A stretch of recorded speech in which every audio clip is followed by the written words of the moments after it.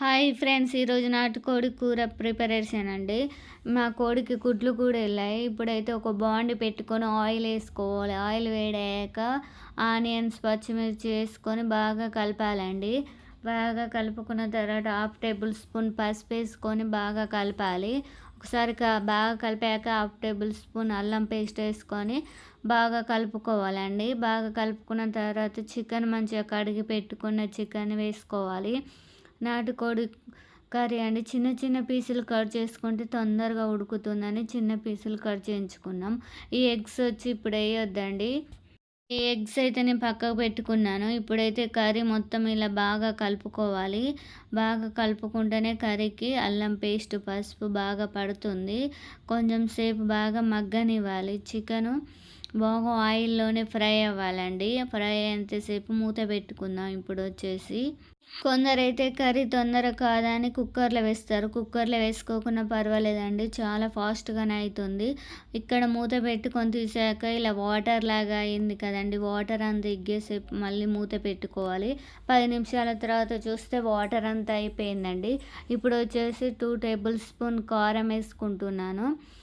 ఇప్పుడు వచ్చేసి 1 table spoon salt వేసుకొని ఇప్పుడు బాగా కలుపుకోవాలండి. చికెన్ బాగా కలుపుకొని ఇలాగే బాగా కలుపుతూ ఉండాలండి. పీసులకు మొత్తం సాల్ట్, కారం పట్టేలాగా బాగా కలుపుకోవాలి.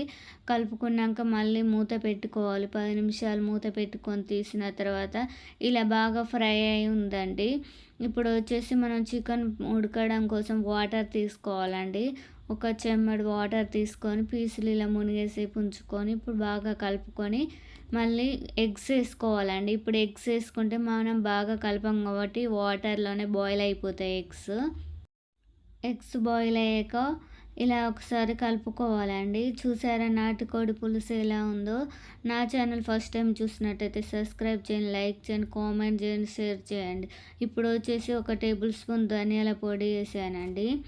ధనియాల పొడి వేసుకొని ఇప్పుడు వచ్చేసి కలుపుకున్నాను. బాగా కలుపుకొని కొంచెం సేపు బాగా సిమ్లోనే పెట్టుకొని కర్రీని బాగా ఉడికించుకోవాలండి.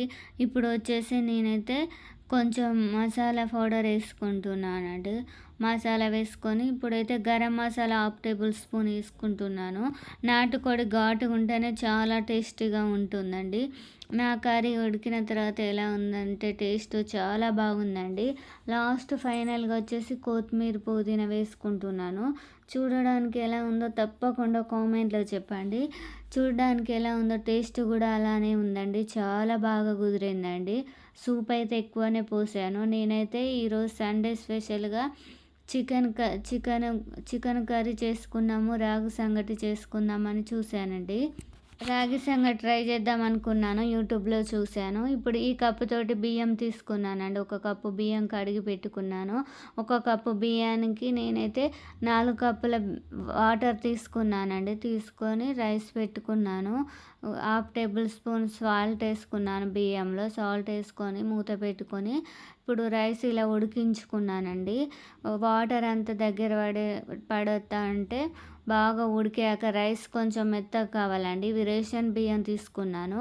ఇప్పుడు ఒక బౌల్కు బియ్యం వచ్చేసి 2 బౌళ్ళు తీసుకున్నానండి. నేనైతే రాగి పిండి తీసుకున్నానండి. తీసుకొని పైన ఇలా గంటతోటి అనుకొని ఇప్పుడు మూత పెట్టుకున్నాను. రాగి పిండి ఇలా ఉడికిన తర్వాత మనం ఒకసారి బాగా కలుపుకోవాలండి.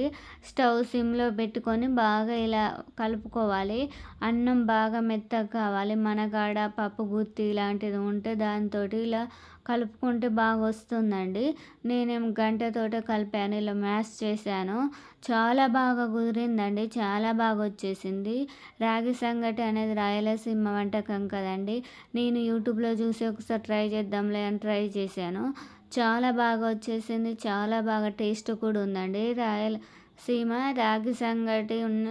రాగి సంగటి నాటుకోడి కాంబినేషన్ చాలా బాగుంటుంది అంటున్నారని ఒకసారి ట్రై చేసి చూద్దామని ట్రై చేశానండి.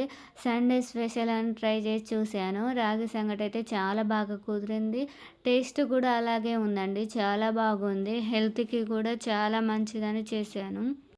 నాటుకోడి కూర రాగి సంగటి కాంబినేషన్ చాలా బాగుంటుంది కాబట్టి నేను ఇలా 4 చేశానండి రాగి సంగటి. చాలా టేస్ట్‌గా ఉంది. ఓకేనా ఫ్రెండ్స్, మీరు జూత ట్రై చేసి చెప్పండి కాంబినేషన్ ఎలా ఉందో. Okay friends, bye.